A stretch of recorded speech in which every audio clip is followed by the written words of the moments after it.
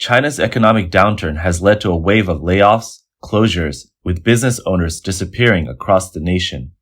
On May 29th, multiple employees of Shanghai G-More Galaxy Digital Technology Company posted on social media that the company's owner had absconded due to an inability to recover a 6.2 billion yuan investment. This has left nearly 1,000 employees jobless and unpaid for 2 months. I can't believe it. Our boss suddenly took off and told us to leave work early. It's now 3:13 p.m. on a Monday, and they told us to go home. Look, everyone is talking about what to do next. G-More Technology, founded in February 2023 and headquartered in Shanghai, is part of the Kuntai Financing Leasing Group, which has 42 subsidiaries and parent companies. With offices in over 40 cities worldwide, the group employs over 1,000 people, including more than 800 research and development professionals. However, now G-More has abruptly dissolved. A company of over 1,000 employees across 2 buildings has suddenly shut down. Yes, that's the company I'm working at. Now, I'm unemployed, and the company hasn't paid us for 2 months. Today, they suddenly called us into the office and basically told us there would be no salaries, no reimbursements. Some colleagues are even out on business trips today. People are collecting their things, submitting resumes, playing games, playing pool, looking for new jobs, and even everyone leaving the company has to be checked. Most of the staff have already left. An employee disclosed that the G-More Future Park signboards at 819 and 869 Nanwenzhou Road in Shanghai have already been removed. Some employees have reported the incident to the police and came to the owner's villa, only to find it deserted, with just a piece of A4 paper and a USB drive left behind. The piece of paper indicated that the owner fled due to an inability to repay investors 6.2 billion yuan. An employee from the G-More Technologies Public Cloud Product Operations team stated that everything can be traced back to May 27th. After lunch, we were resting while several department heads were in a meeting. Their expressions were unusual. After the meeting, they informed us that the group's investors had absconded. The group was out of money, salaries couldn't be paid, and we didn't need to come to work the next day. We could take our belongings and leave today. The employee also noted that the company had been consistently delaying salary payments. According to previous agreements, the company was supposed to pay the previous month's salary by the 10th of each month. However, G-More had been postponing payments until the end of each month this year. Since May 10th, when April's salary was due, the company has not given out any salaries, resulting in an estimated 2 months' worth of unpaid salaries for April and May. The employee further mentioned that G-More's Shanghai departments mainly focus on technology, pets, and wealth sectors. Currently, most employees are preparing to seek labor arbitration to claim their salaries. A WeChat group named Employee Rights 2 has grown to over 300 members. Employee Rights 1 group is already full, meaning the total number of employees seeking justice has exceeded 800. Employees in the groups discovered a notice posted on May 28th at G-More Future Park stating, "The company is currently sorting out related situations, and employees should not enter the company premises unless necessary." Public disclosures show that G-More Technology's business model is called Startup Incubator.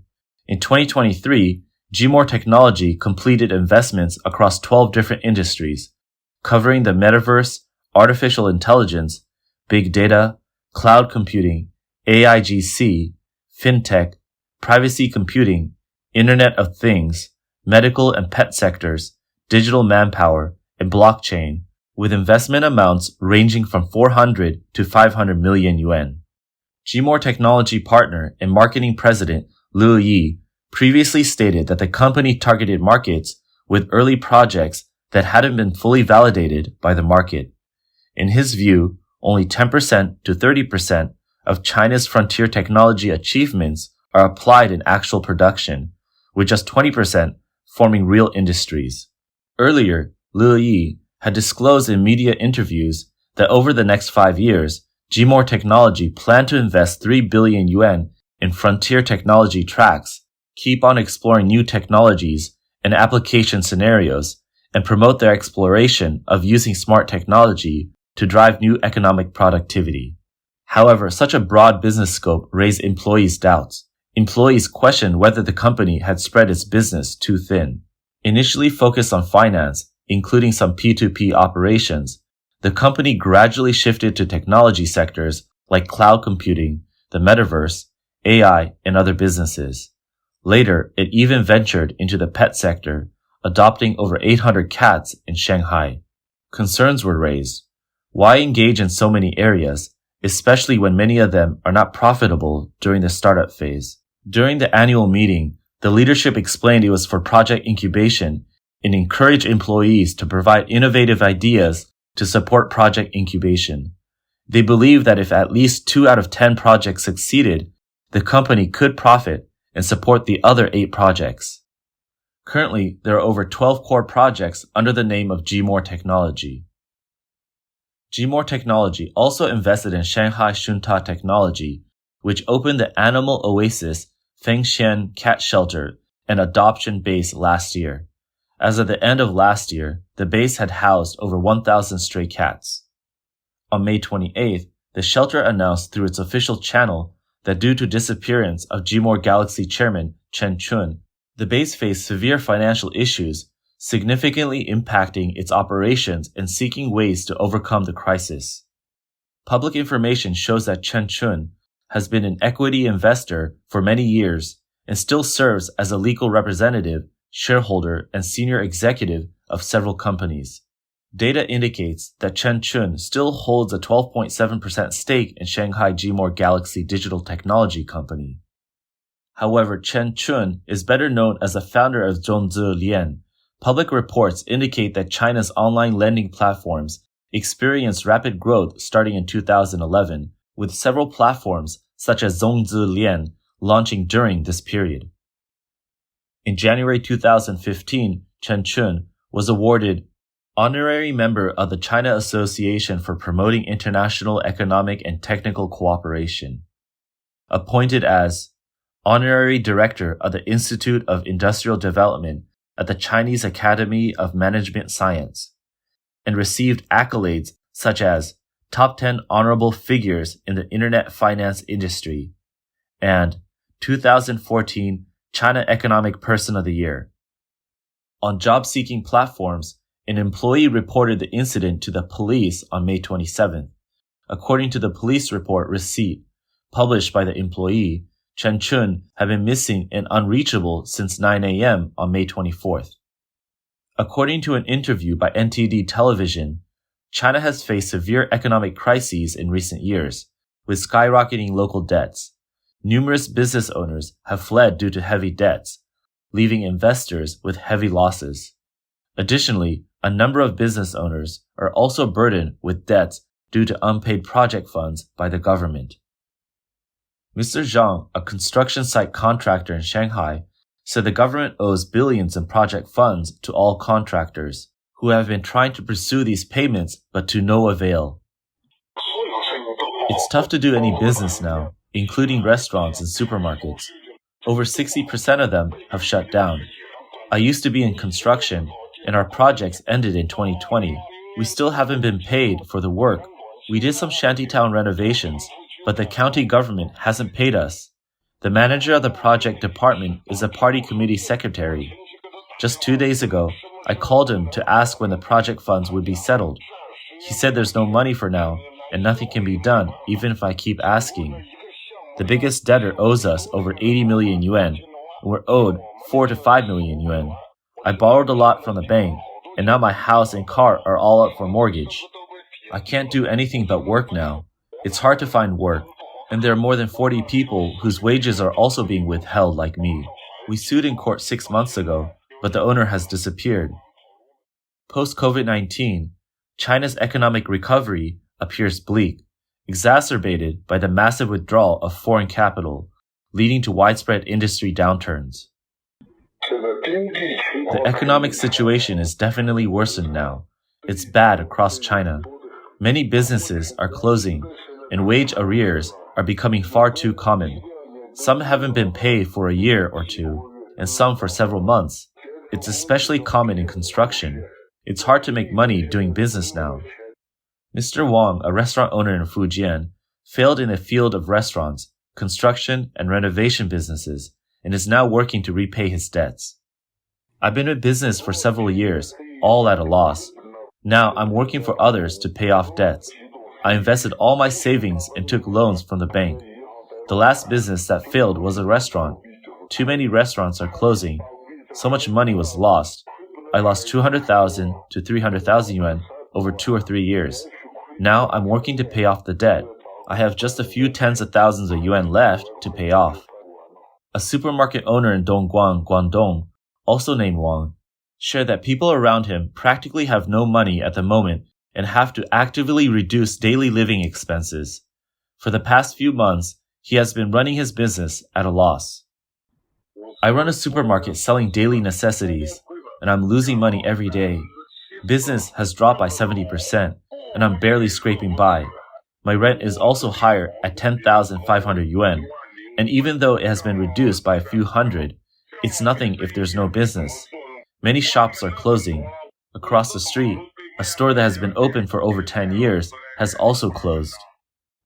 Mr. Wang's supermarket is located on the most bustling street in Dongguan, where many stores have closed or transferred ownership, and many factories have also shut down.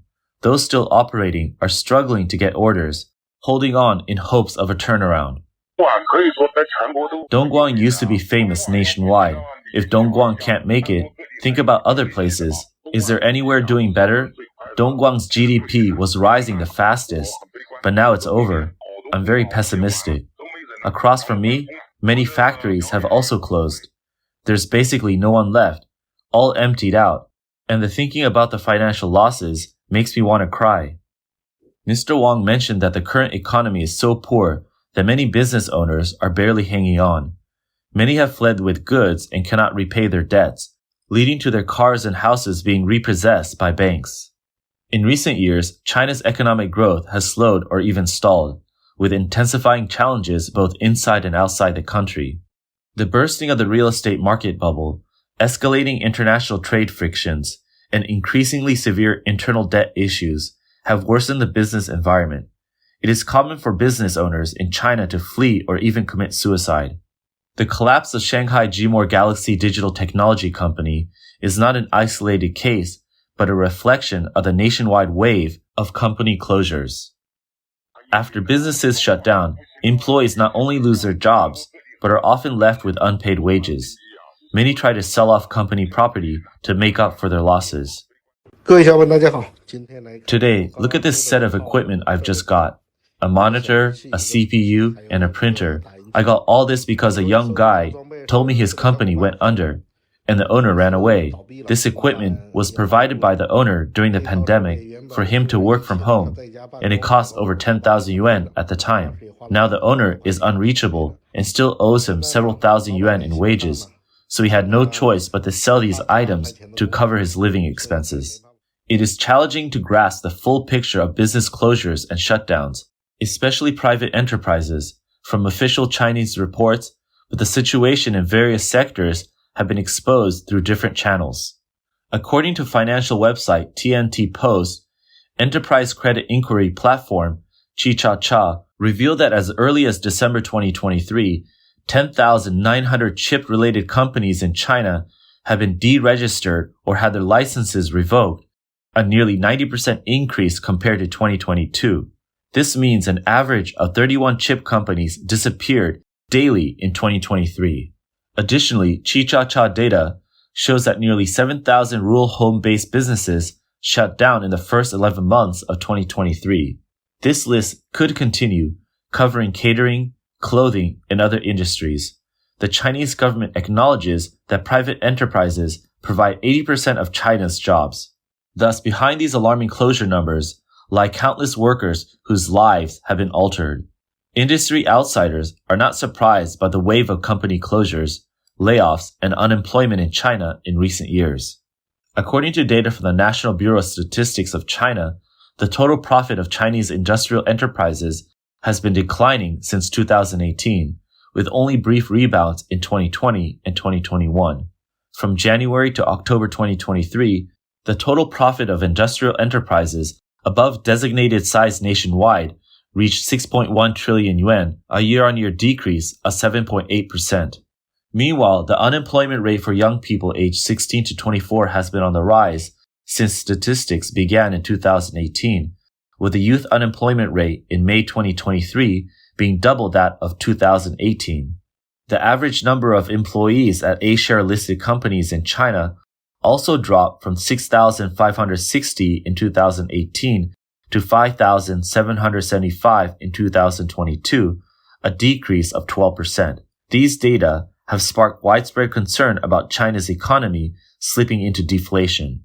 Industry outsiders often attribute this continuous decline to factors such as the US-China trade war, the advance of state-owned enterprises at the expense of private ones, and the bursting of the real estate bubble. Many also see the Chinese government, led by Xi Jinping, as the root cause of this deterioration. Since Xi Jinping took office, the government has continued the tradition of controlling the economy, vigorously promoting state-owned enterprises while squeezing the survival space of private enterprises. In foreign relations, the Chinese government has confronted the West in the shape of a great empire with rising power, resulting in sanctions and wariness from Western countries such as the United States. The production chains that were closely linked with the West have gradually begun to move out of China. Facing company closures and business owners fleeing, the Chinese government's response has been consistently slow. Apart from quickly blocking information and strengthening online speech censorship, it has not taken effective measures to prevent similar incidents. The entire government apparatus lacks effective response measures and relief methods, further exacerbating social problems.